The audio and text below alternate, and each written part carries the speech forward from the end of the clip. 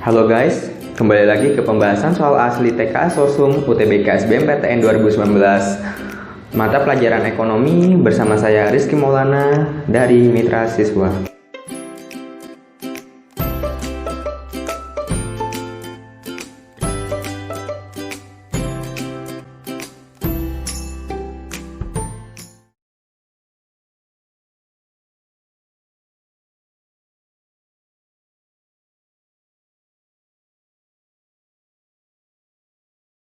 Sebelas, kebijakan pemerintah dalam mengurangi belanja negara dan menaikkan tingkat pajaknya dalam rangka mengurangi daya beli masyarakat adalah bentuk kebijakan pemerintah yang bersifat. Di sini merupakan soal yang membahas tentang kebijakan pemerintah dalam mengendalikan peredaran uang di masyarakat. Nah, kebijakan pemerintah dalam mengendalikan uang terdapat dua kebijakan, yaitu ekspansif dan juga kontraktif. Kebijakan ekspansif adalah kebijakan untuk menambah uang yang beredar di masyarakat.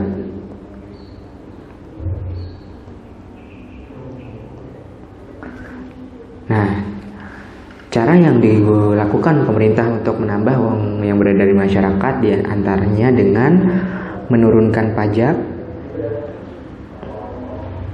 dan menaikkan belanja negara. Alhasil, turunnya pajak dan naiknya belanja negara akan mengakibatkan naiknya jumlah uang yang beredar di masyarakat.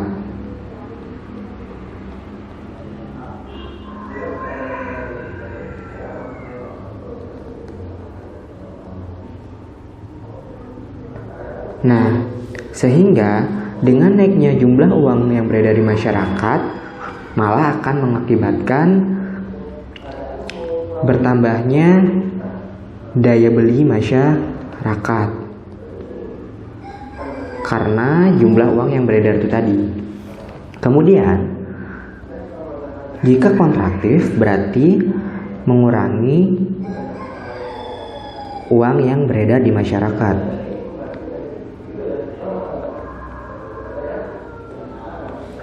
Di antaranya dengan menaikkan pajak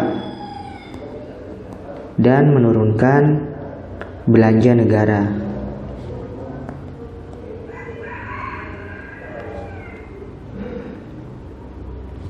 Hal ini sehingga mengakibatkan turunnya jumlah uang yang beredar di masyarakat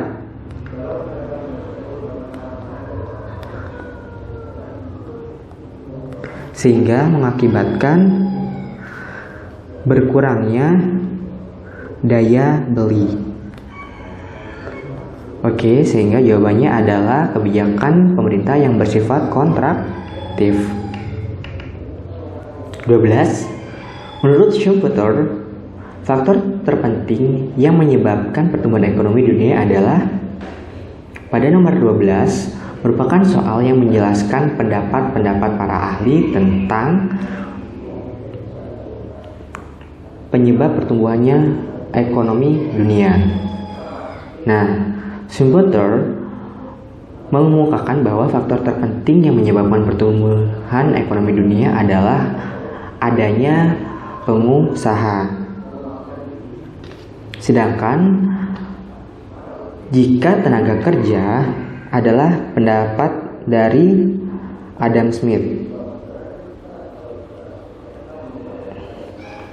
Kemudian modal,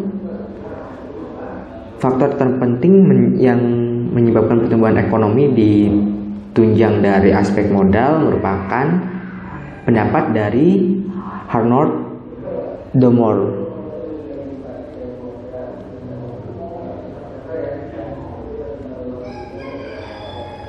Jadi jawabannya adalah B. 13. Elastisitas adalah pengaruh perubahan harga terhadap perubahan jumlah barang yang diminta atau yang ditawarkan.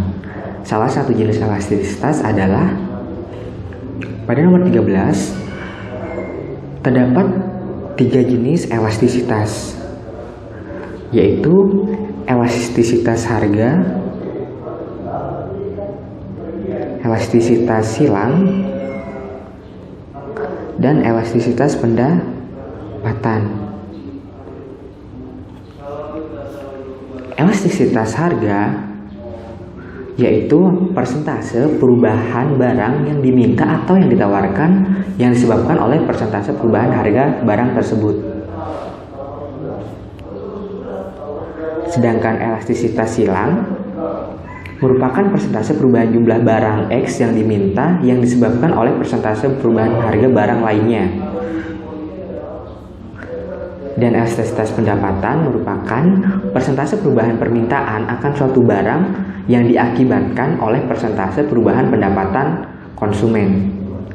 Jadi terdapat 3 jenis elastisitas, di mana pada jawaban nomor 13 ini dari ketiga jenis elastisitas tersebut ada yang salah satu contohnya adalah elastisitas harga.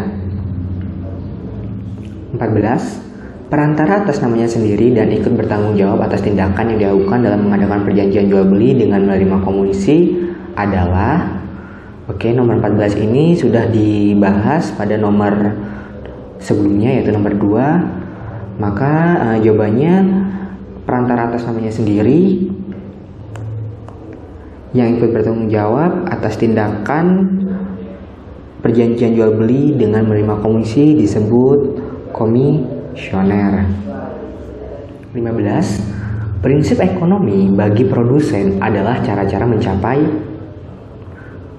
Bagi para produsen atau perusahaan, prinsip melakukan kegiatan ekonomi adalah untuk mendapatkan profit maksimum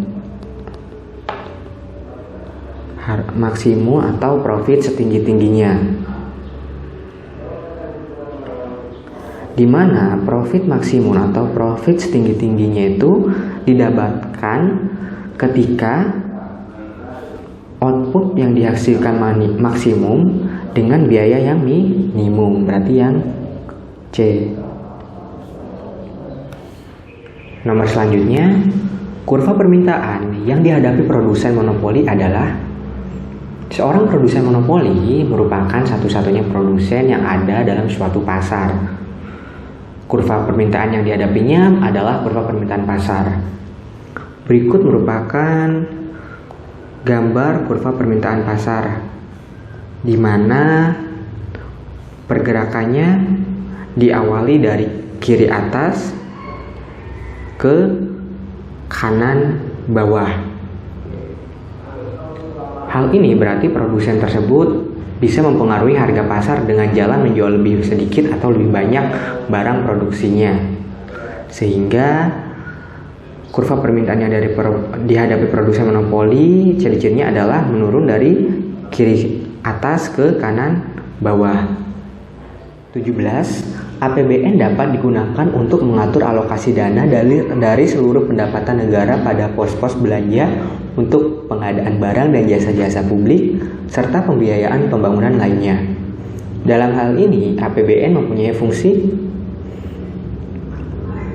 APBN memiliki beberapa fungsi, di antaranya adalah alokasi, distribusi, stabilitas, alokasi.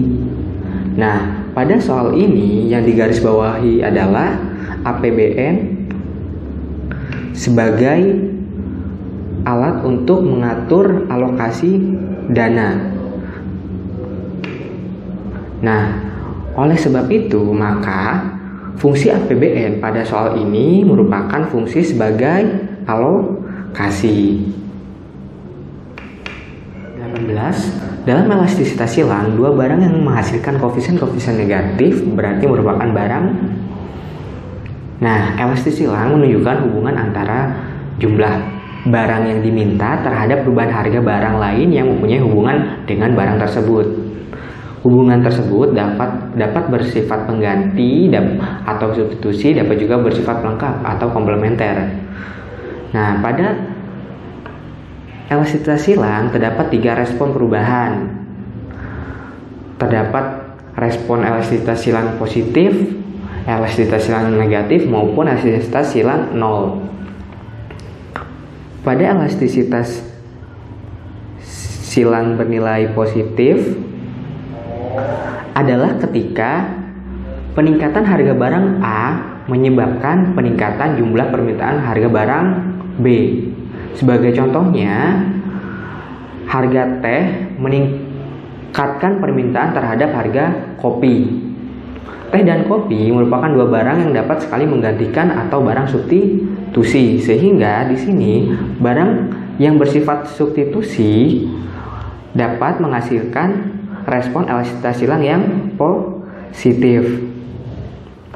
Kemudian, elastisitas silang dapat bernilai 0 ketika peningkatan harga barang A tidak akan mengakibatkan perubahan permintaan barang B. Dalam contoh seperti ini, kedua macam barang tersebut tidak saling berkaitan. Jadi, misalkan ada kenaikan harga teh tidak akan berpengaruh terhadap harga kenaikan harga barang, contohnya beras, karena dua jenis barang itu tidak saling mempengaruhi elastisitasnya karena tidak ada saling keterkaitan. Jadi elastisitas silang bernilai 0 adalah ketika hubungan antara kedua barang tersebut tidak berkaitan.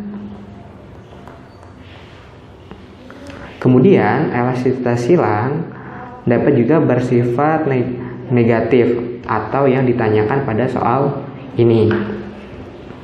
Elastisitas silang bernilai negatif ketika peningkatan harga barang A mengakibatkan turunnya permintaan harga barang B. Contohnya, ketika kenaikan harga bensin mengakibatkan penurunan permintaan terhadap kendaraan bermotor karena kedua barang tersebut bersifat komplementer atau pelengkap. Berarti di sini elastisitas silang yang memiliki koefisien negatif merupakan elastisitas silang dari kedua barang yang sifatnya komplementer atau saling melengkapi. Jadi jawabannya adalah yang E. 19. Koperasi dijadikan sebagai soko guru perekonomian karena hal-hal berikut, kecuali. Nah, pada hakikatnya koperasi dijadikan sebagai soko guru perekonomian karena beberapa hal. Yang pertama, koperasi mendidik sikap self-helping atau membantu diri sendiri. Kemudian, koperasi mempunyai sifat kemasyarakatan. Artinya kepentingan masyarakat harus diutamakan daripada kepentingan diri atau golongan. Berarti koperasi sebagai pendukung individualisme merupakan jawaban yang kurang tepat. Karena yang tepat adalah koperasi yang sifatnya mendukung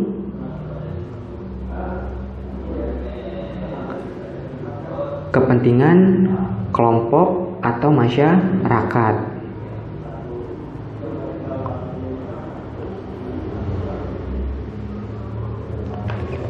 Dan selanjutnya, koperasi juga bersifat menentang kapitalisme, mengutamakan kesejahteraan anggota secara demokrasi, dan juga mempunyai sifat kemasyarakatan. Berarti jawaban yang tidak benar atau kecualinya adalah jawaban yang B. Nomor 20, dalam bukunya The Principle of Political and Taxation, David Ricardo mengungkapkan beberapa teori berikut ini, kecuali. Nah, David Ricardo mengemukakan 4 teori dari bukunya, yaitu teori sewa tanah atau land rent, nilai kerja atau labor, theory of value, teori currency atau teori uang, dan teori comparative advantage atau keuntungan komparatif.